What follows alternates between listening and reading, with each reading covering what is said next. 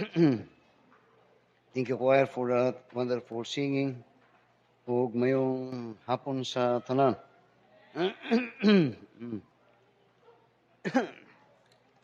Open your Bibles with me again in the book of 2 Timothy in chapter 4. And in 2 Timothy chapter 4 is the last words of Apostle Paul in his lifetime. Meaning to say, sa iyang 13 epistle, kining 2 Timothy chapter 4 mo ni ang last nga mga admonition, panambagon, or sulat nga niyang gihatag for kang Timothy. And in here sa 2 Timothy chapter 4, as he is about to end his life, he is giving admonition and encouragement kang Timothy. As Timothy now will, Paul will pass the torch kang Timothy. So in verse 5, so the message is titled Demas. Last Sunday, it's about Judas. This time, it's about Demas. I'm in studying persons in the Bible.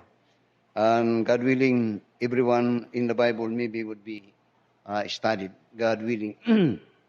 So, chapter 4, kung kuan pa mo ni panapos-tapos nga panambago ni Apostol Pablo o kini iyang gihatag kang Timothy o nga kining panambago ni is the last part of iyang mga words of advice when he gave it as he written this 13 epistle in the Bible. Sa verse 5, ngunya, but watch thou in all things, said, endure afflictions, do the work of an evangelist, make full proof of thy ministry. That is what he said to Timothy.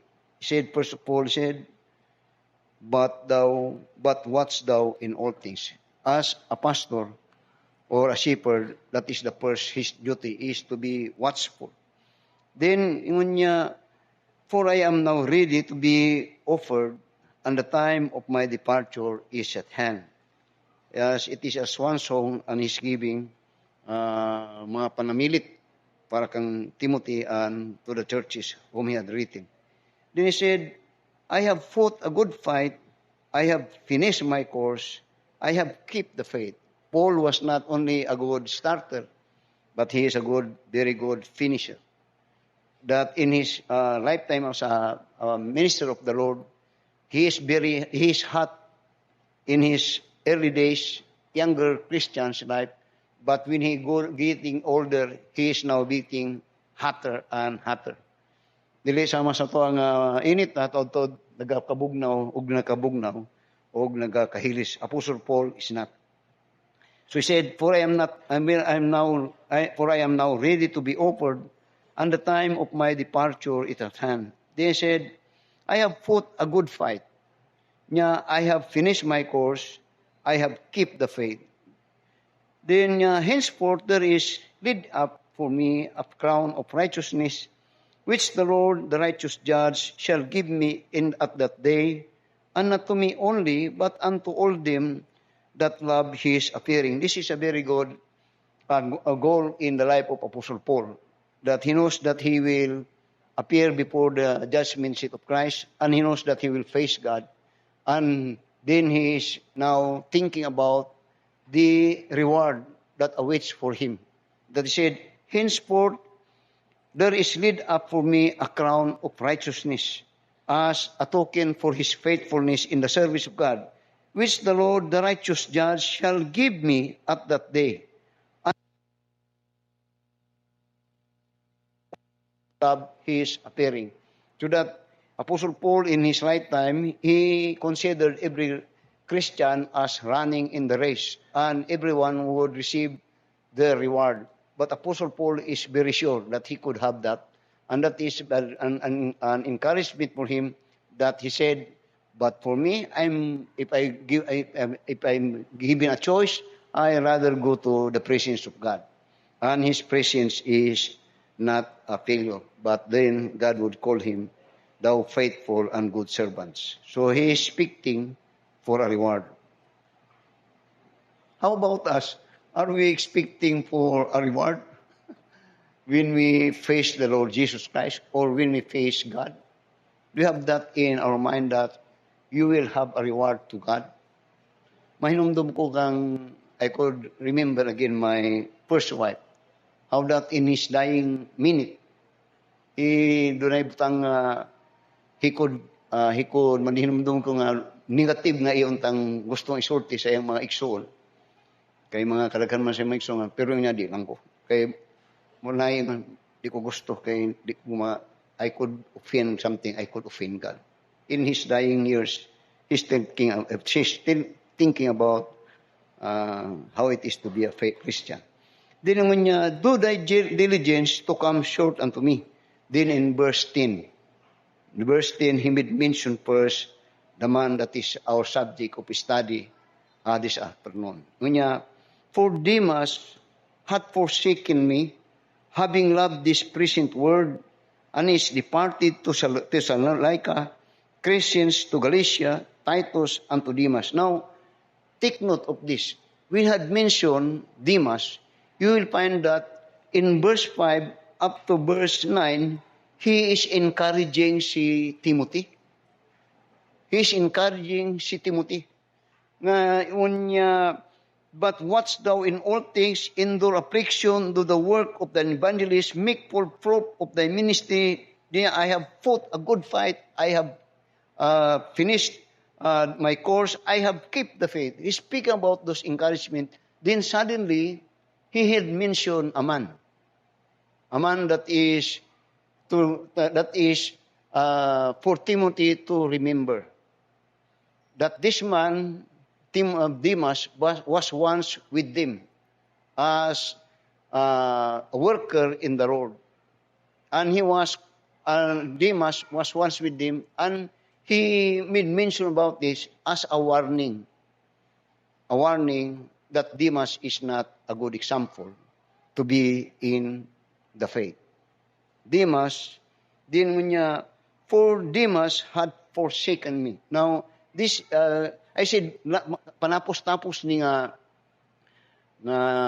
pulong nga gisulat ni Apostle Pablo, og you will find here that when he wrote it, actually, he was in prison. And this time, he was in need for comfort or to think of those faithfulness, those that are outside in prison. But while he was there suffering, and he need, of course, some consolation, some maybe sympathy, but here, the word forsaken was mentioned, and it was Demas, forsaken at the time that he need Demas. The word forsaken here simply means he was deserted, he was abandoned, and even he was betrayed. He was betrayed.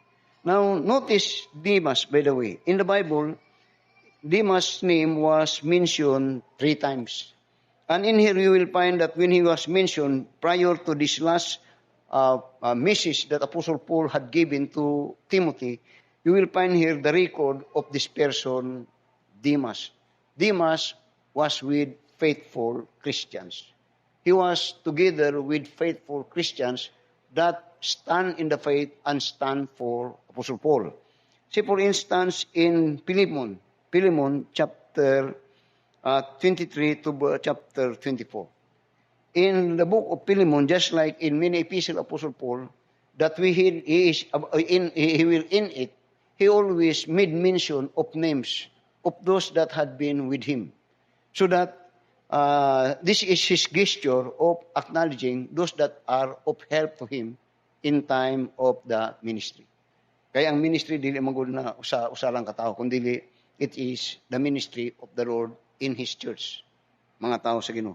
So in verse 23, in the book Philemon says, there salute thee, kung kuan pa kang Philemon. Philemon, kini sila nagsaludar sa mga Philemon kay faithful ka.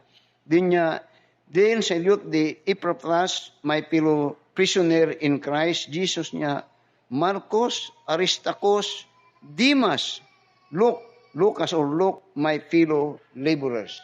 So there you will find that when it was mentioned, Demas was a laborer together with this faithful men of God. Laborer together. Now you see,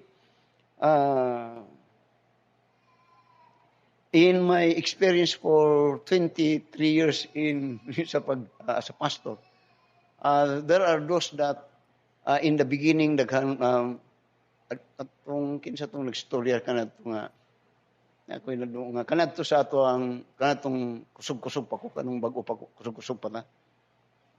40 years old ko nagsugod sa ministry. Nga almost 60 ang naga-involved every Saturday kanadto. Diyan kusog kayo. Pero then and those are past stories. But then when in a conference that I attended, one of the pastor that I talked to, ingon niya, someday, kay bago pa to, bago pa to, mga 10 years na to, ang church na to, ingon niya sa kwa, someday you will realize this. Nga sa ministry, ang ministry sa ganung murabag, nagtukod kag building, nga na ay mga scaffolding. Ang term niya, mga scaffolding. Kanang scaffolding, kung nagasugod ko, mga pang-strengthening na scaffolding. Pero ingon niya sa kwa, by the time nga ma-establish na ang building, ang mawa ang mga scaffolding. Kuwaon ng mga scaffolding. Butan kong tinod na, kamong construct. Basabtan ninyo na.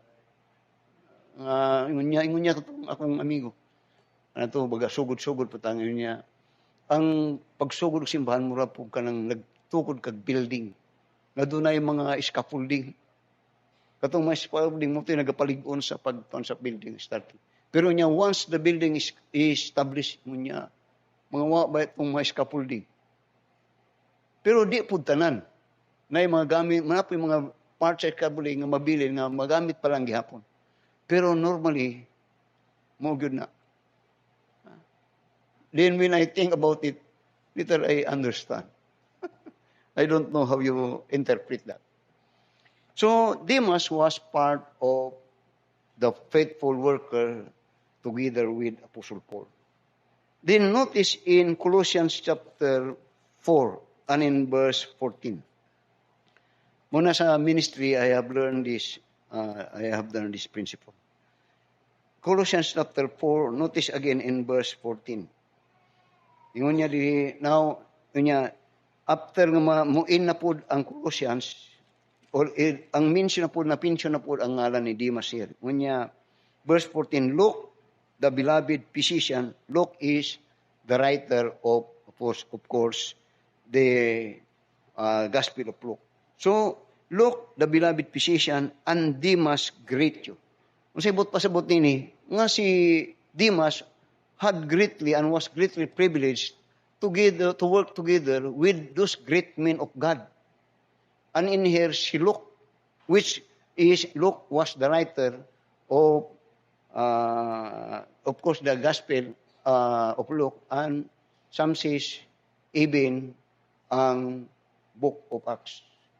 What I'm simply saying is that this man was, again, privileged to work together with those faithful men of God. And in fact, and in truth, this faithful men of God that he worked with is sufficient enough that he could be influenced of their faithfulness.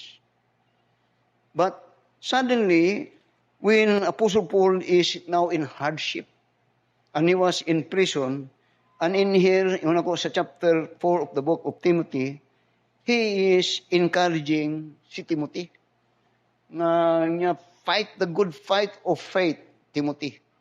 In effect, when Paul is encouraging and admonishing si Timothy in this time, he's thinking of Demas. That Demas may influence Timothy. Because at this time, Timothy was still a young minister or pastor in the Ephesian church. Na it may be na maapektuhan ni o ma-influence si Timothy. Moingon niya, make full fruit of thy ministry. Be watchful. Pagbantay yun. Then, so, what is it in Demas that had left the ministry or left Apostle Paul in the time that Paul is about to die, or at the time when Paul needs those people that he are expecting to be faithful? Now, In Matthew chapter 13, ministry. Now, in Matthew chapter 13, you will find here, particularly in verse 22, about the parable that the Lord Jesus Christ had given to his disciples on the matter of living a Christian faith or living in the faith. And even speak about a person or a believer or an unbeliever. In verse 20, this is what he said about this parable of the sower.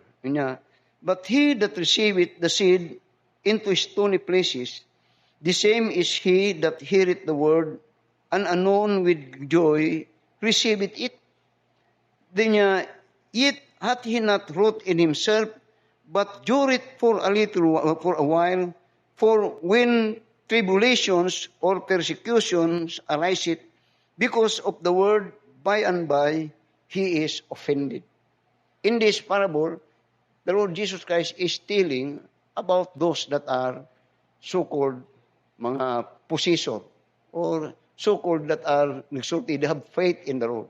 But when a time will come that they will be tested or they will be put into some hardship in life, then later on, it will be known that they will give up.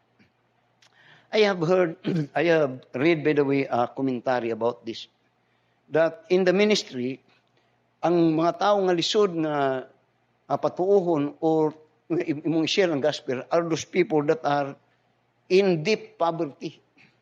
But there are also, as we will study later, there are also those that are lisod abton of the gospel tungod pod sa extreme riches nga na sila or extreme favor nga kining mga tawhanan ni ang mga lisod patuhon o i-convince mayo tungod sa mayong balita ni Ginoong Kristo. Those that are in extreme poverty and those that are so-called extreme or in riches. But so that in verse 22 again, the Lord Jesus Christ said sa Matthew 13, muna po niya, he also that received seed among the thorns is he that heareth the word, and the care of the word, and the deceitfulness of riches choke the word, and he become unfruitful. Choke the word. Now, what I'm simply saying is that, kining nahitabo kang Demas, for those that are learning, just like Apostle Paul, kini dili ni farid nga hitabo siya. Dili ni siya na kuratan ani, Apostle Paul. Why? Because he knows it from the beginning, as he knows the gospel of God, that indeed there will come a time in which some will depart from the faith, and not only to depart from the faith, but rather he will go to the world just like Demas. So look at now sa 2 Timothy. The reason why Demas left Apostle Paul. Now sa verse 10, niya, for Demas had forsaken me, notice the reason, having loved this present world. Having loved this present world. Then, so that if you try to examine this, Apostle Paul was already, idaran na si Apostle Pablo, ani? And he's about to be beheaded. In which, kung imong tanawon di ay karon, nga si Demas had been long together with Apostle Paul in the ministry. Dugay na. Pero di ay, kung imong tanawon, labi na kaysa when he betrayed or had forsaken, ang term niya, or deserted si Paul, when he left out Paul, meaning to say, he left out God. Because when he left out Paul, it is because of the ministry that Apostle Paul was undertaking. Pero ang rason ani, kung tanawon, that in the long time na nakig-uban si Demas kang Apostle Pablo, kadto di ay si Demas naga-struggle si Demas.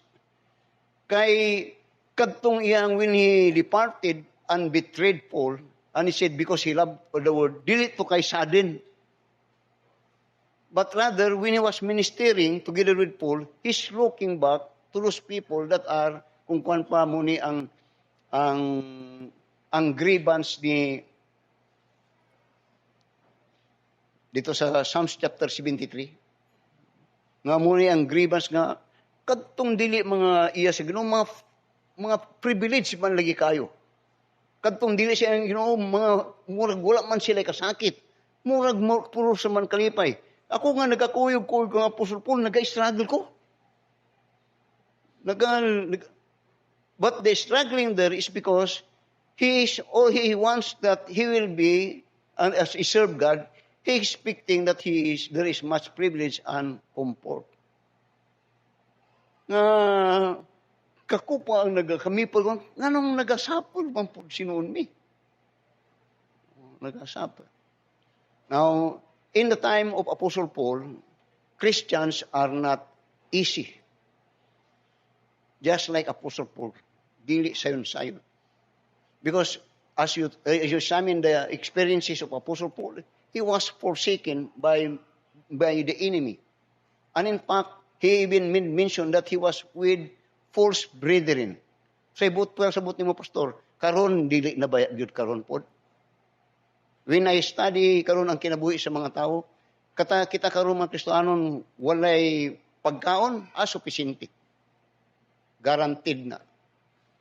Sakyanan, halos na tayo mga sakyanan. Mga balayin, kumplito. In their time, dili. Mga lisod dito. Pero sa atong panahon karon, as I study it and I'm observing it, dapat karon panahon is dapat mag-faithful gyud kag kay we are all data sa privilege. Dili para sa ilaha. Pero kung imo pong tanawon, kanadto pamatig gyud mo ayo.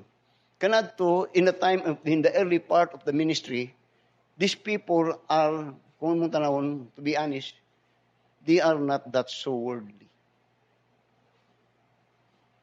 It is all for God and ministry. But kung imo tanong po, di sila ginapasagdan sa Ginoo, di good. Karon, murag there is big question today. Kanadto in their hardship moved them to love more God and to love more the ministry. Muna nagpasalamat po ko, in a later sa inyo sa Ginoo. Labi na kat mong nagasugod ni sa simbahan. Na para sa, di ko nagakuan, sa Santo Rosario na napunta extension dito. Pero I tell you, ang abin niya, as you will hear it, abin ninyo sayon, dili. Kung inyo magtinod anong yun mo, I tell you, sayon magsugod, pero ang paglahutay mo to'y problema. There are times nga gusto ko mabalik sa extension. Pero nanamanggod ko sa trust distribution. There are times. Ako ng asawa ka na to, nagka-extension work na si Elsa. O ang resulta sa extension sa akong asawa, kinangihang mga pamilya na din karon. Kanadto, mag-extension si Elsa kanadto, nagapamati si Jongjong o si Nilpi. Si Jongjong, murag X gamay ang simbahan nato diri. O bisan si Jing. O si Nilpi. Nagapamati na sila. Sa naga-extension ng akong asawa ito. I know that. Naga-istorya sa sakwa kanunay. Pero praise God. Di po ko nagkuhan. Pero nagalihok ba? Na yung mga prutas. Na yung mga agi. Yan ang timanan po ninyo. Kay faithfulness will always be seen not only on how we sustain it, but how God works upon our labor in the Lord. So, Timothy, diri, mutong ma-miss ko itong nun. Mutong nagkakanta sila, ma-miss ko. Then, don't you know nga, tungod sa, di po nag-exhort ani akong mga parintis ang usawa. Don't you know, tungod sa inyong mga, walang sure kasabot nga, naing anak po ang inyong iyaan sa Amerika, tungod kay nagkakita sa inyong iyaan sa Amerika, o inyong igsoon sa Amerika nga naga-faithful mo yung simbahan, kasabot ba mo anak?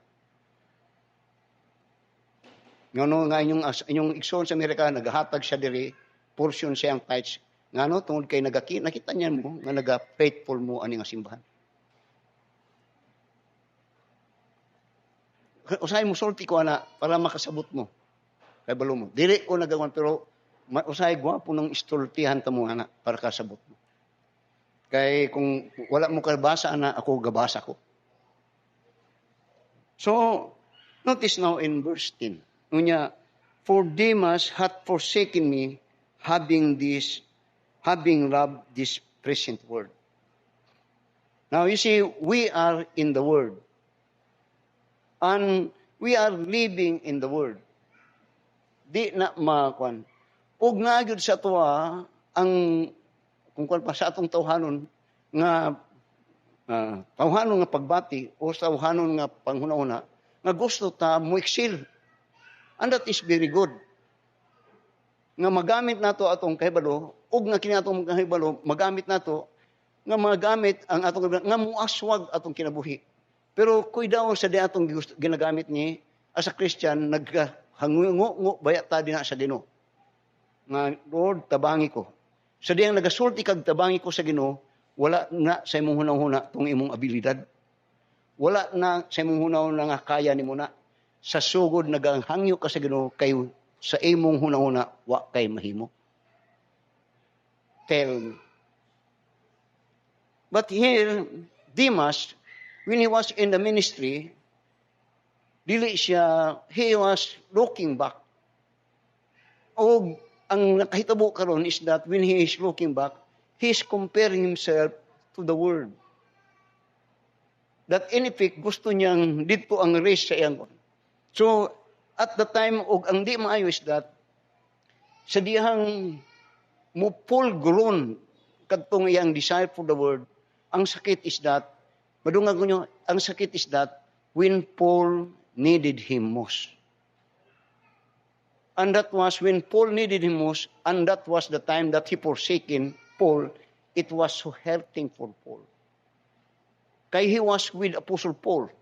He was with Apostle Paul with ministry, and he knows, and he was built up to be a kind of person tungod kang Apostle Pablo.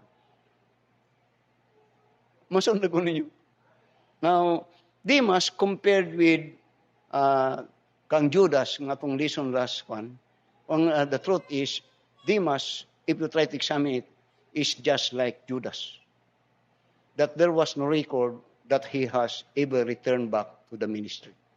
Now, tanawa, in the book of Acts, chapter 20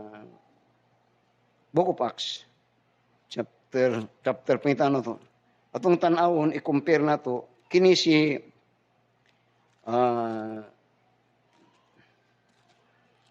Demas atong i-compare kang Mark. Si Mark in Acts chapter 15 and in verse 36 to verse 34. Dunay usa diri nga si Mark. Now, kini si Mark, kung imong tanawon ni, dili ni sama kang Demas. Si Demas, secretive ni. Or kini si Demas, maayo kayo mag-cover up. Di gyud na nakita ni Apostle Paul. Pero si Mark, open kayo ang iyang iyang nahimo nga kasaypanan. And you will find, I will read in Acts chapter 15. Nya, and some days after Paul said to Barnabas, let us go again and visit our brethren in every city where we have preached the word of the Lord and see how they do. And Barnabas determined to take with him John, whose surname was Mark. But Paul thought not good to take him with them, who departed from them from Pamphylia and went not with them to the work. Na din si Mark, there come time sa early part of Mark or John Mark, na sa diyang batanon-batanon siya, huyog po siya kang Apostol Pablo. Pero dunay gibuhat si John o si Mark, nga dili mayo, nga nakita ni Apostol Pablo, nga dili siya angayan, nga makigkuyog sa ilaha. So that there was a time nga ingon ni Paul nga mupadayon ta, then ingon ni Barnabas, ikuyog nato si Mark, ingon ni Apostol Pablo, adi na nato na ikuyog. Pero ako ginapakita ba, comparison sa life ni Mark o si Demas. Some of you had noted. So, as a result, Mark was the reason why there was a division and the breaking away of at two men, two great men of God, si Paul ug si Barnabas. Ang cause is si Mark, John Mark. So ingon niya sa verse 38 niya, but Paul thought not good to take him with them, who departed from them from Pamphylia, and went not with them to the work. Ning biya si Mark. Karon gusto ko haon na po ni Barnabas, di gusto si Apostol Pablo. And the contention was so sharp between them that they departed asunder one from the other, and so Barnabas took Mark and sailed unto Cyprus.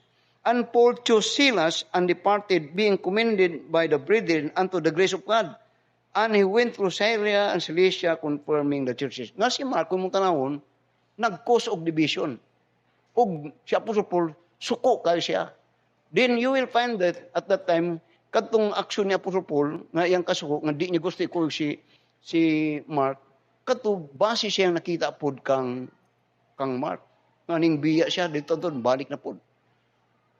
But yet, when you will find again, when Paul is about to end again yang epistle, you will find in 2 Timothy, the same, in chapter 4, tanawa. And in verse, chapter 4, and in verse 13, atong you could help me kung makita niyo itong he will bring forth the clock. I think, sa verse 11, 2 Timothy chapter 4 verse 11 niya, only Luke is with me. Karon ang kauban ni Demas kadto si Luke, karon gibiya nagkuhan si Mark, si Demas, si Luke na lang nagpabilin. Only Luke is with me. Take Mark, kadtong iyang dili gusto ka na to. Take Mark and bring him with thee, for he is profitable to me for the ministry. What I'm showing here is, compared to Mark, Mark was at his beginning, dunay dili maayong gibuhat niya. That bring to the division and separation, put asunder ang tinang nagbenri kay si Barnabas tungod kang Mark. But later on, ang maayo kang Mark, that there is a record that though he was the reason for the division or trouble that caused heartache between Barnabas o kang Paul, pero si Mark naka-recover. O karon in his old age, ingon karon ni Paul, pabalik ka si Mark, he is profitable for me. And that Mark actually is the writer of the apostle, of the epistle of Mark. Compared to Demas, he was not. Kung imong tanawon, si Mark, walay record how he had builded his strong faith in God the Lord. Pero si Demas, dunay mga record, nga dunay rason nga mahimo siyang faithful unta sa Ginoo. Kay he was with faithful men. Ang akong pasabot is this, naay mga anak usahay nga salamat nga dunay mga faithful nga mga ginikanan. Naay mga faithful nga mga parents. Salamat. Ang salamat po niadtong nagasunod. Pero dunay mga faithful nga mga ginikanan nga ang mga anak, mga Demas. And that is very sad. Very sad. So, again, notice when Apostle Paul made mention of it, you will find that the reason why he was forsaken is because, notice this, he loved this present world. So the question is, what it is that he loved in that present world? The present world. Now, you will find that in the Bible, oftentimes, Christian are, sa Biblia, kung imutunan, Christian are, kung pala, intentionally suffered or God made them to suffer for the intention that they may learn not to love the world. And from then on, you will find that even mo to ang picture dito kang Job. That Job had severely suffered and for the loss of everything, and God did it, allowed it, for one reason, that Job may learn that it is not of the world, that made him to be what he is, but because of what his faith in God is. And his faith in God is the one that is being counted, that at the end he was found out to be blessed, and his blessing worth more than of those things that he lost for the world. Na panahon, I'm going to close. Na mga panahon nga nagatuon ko ba? Huwag nagatuon ko. Just like kang Joseph. Joseph could have all the world sa iyang panahon. Pero you will find that though he was persecuted by his brethren, later he made a disclosure sa iyang faith niya sa Ginoo. That what he had suffered in the hands of his brethren, what he had suffered in the hands of those that want to had denied or reject him, are tools that God had blessed him.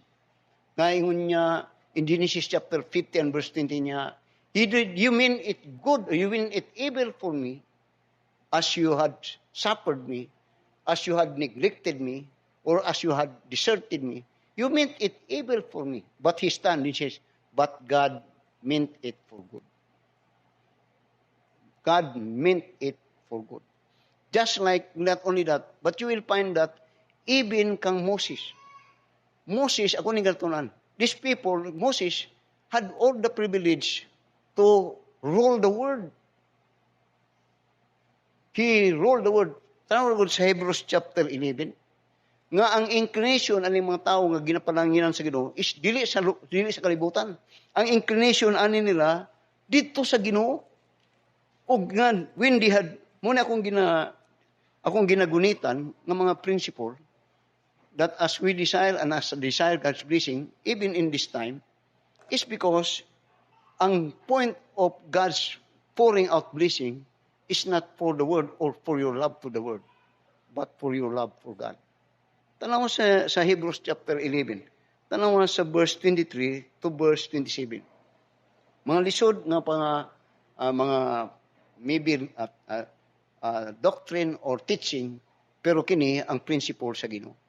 Ingon niya, but by faith, verse 23, Hebrews chapter 11, verse 23. By faith, Moses, when he was born, was hid 3 months of his parents, because they saw he was a proper child, and they were not afraid of the king's commandment. By faith, Moses, when he was come to years, refused to be called the son of Pharaoh's daughter. That is, meaning to say, riches. To be Pharaoh's daughter simply means too great a privilege. And in fact, siya ang mahimong sulod nga hari. Di niya choosing rather to suffer affliction with the people of God than to enjoy the pleasure of sin for a season, esteeming the reproach of Christ greater riches than the treasure in Egypt, for he had respect of the recompense of the reward. By faith he forsook Egypt, not fearing the wrath of the king, for he endured as seeing him who is invisible. Now, malisod ni nga prinsipyo. Pero you will find that when he made that a choice, he had seen the power of God working in his life. Nga kadtong mga butang nga mahimo sa kwarta, dili mahimo ni adtong kwarta sa kadtong iyang nahimo. And God had wrote him, and he was, God had used him mightily because of that kind of principle. Demas was not. Demas had lived out for. In effect, he lived out God. Then when he lived out God for the purpose of the world, he had forgotten that the source of everything that the world is enjoying is of God.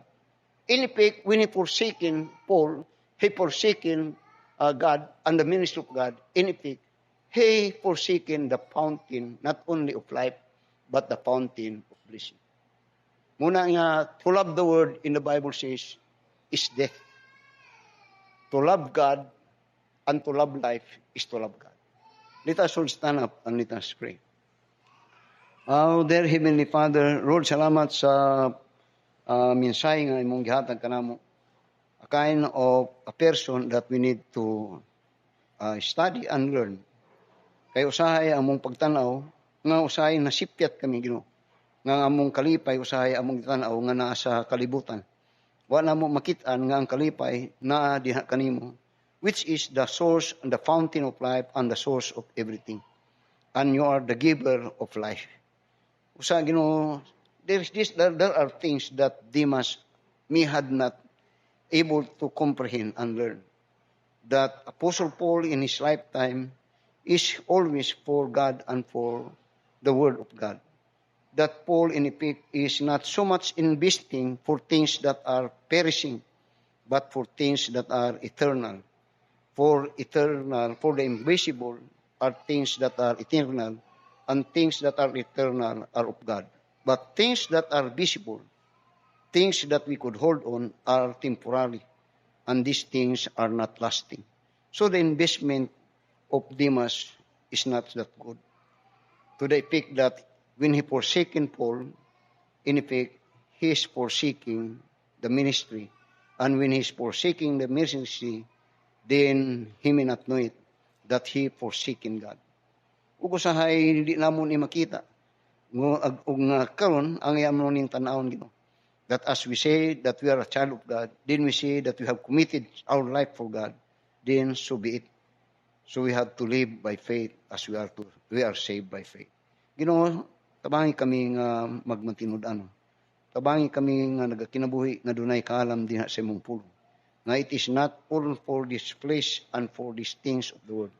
It is all for thee and for the ministry and for thy word. So bless as you're blessing it, Father, I pray in Jesus' name. Amen. Demas. Take up thy cross and follow me. I heard my master's I gave my life to ransom thee. Surrender your all today. Wherever he leads, I'll go.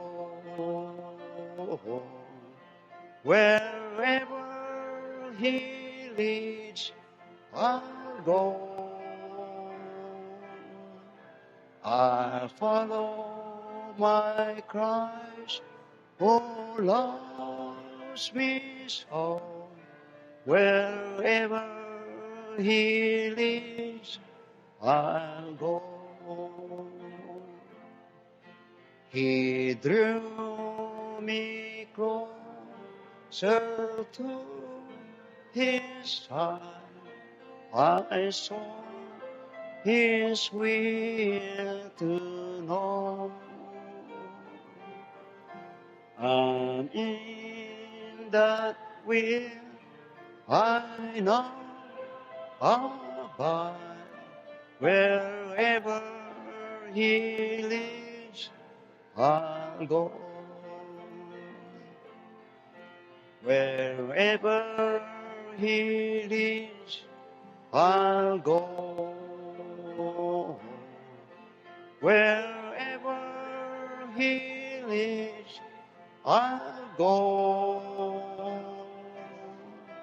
I'll follow my Christ who loves me so. Wherever he leads, I'll go.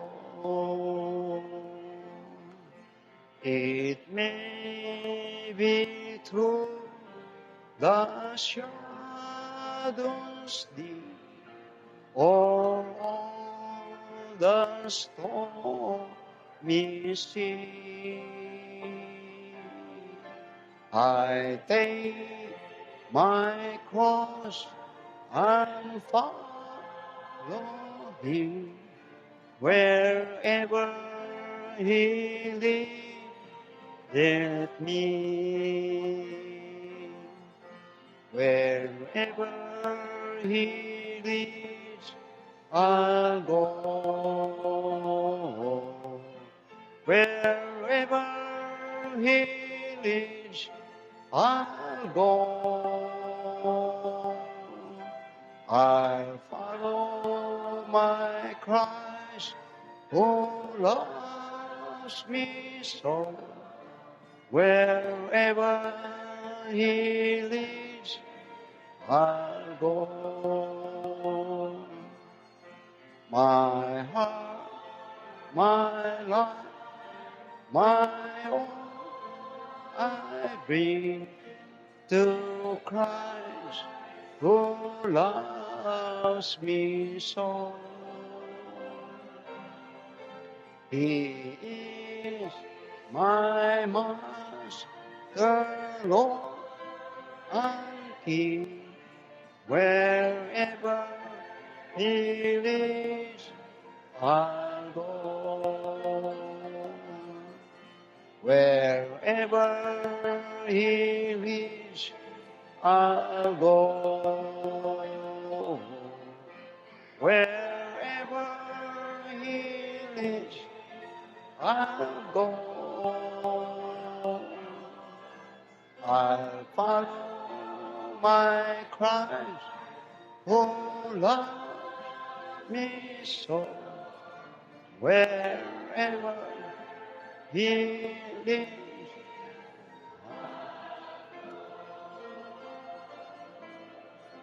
Kaya daghang salamat.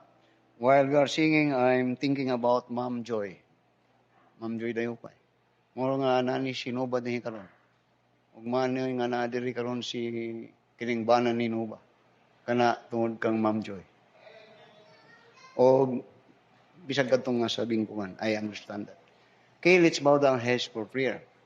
Our most gracious and loving Father, Lord, salamat sa mga panambagon diha sa mong pulong nga Ginoo ang among kinabuhi kinahanglan kini mabinantayon. Kini kinabuhi dapat nga bantayanan tungod kay usahay bisag na kami sulod simbahan o bisan nga usahay kami ginatawag Kristiyano. Pero among kasing-kasing ug una-una usahay mapuno sa mga butang nga among gitay-tan-aw dito sa uban ug bisan pa sa kalibutan. So that in effect dili usahay namo ma-enjoy ang among Kristiyano nga kinabuhi. Ug kung di kami mabinantayon mahimo kaming complainer, murmurer, o mahimong dissatisfied ang among pagka-Kristiyano. O gani mahimong ma-question ang among pagtuod diha kanin.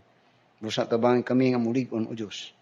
O ang pingit ang among kinabuhi even sa among pagsugod na pud o pagpanginabuhi karong sulod nga adlaw Lunes hantod na usab sa adlaw nga kami magkakatapok ning balay ang ampuanan alang sa pagdayeg ug pagpasalamat ug pagsimba niya kanin.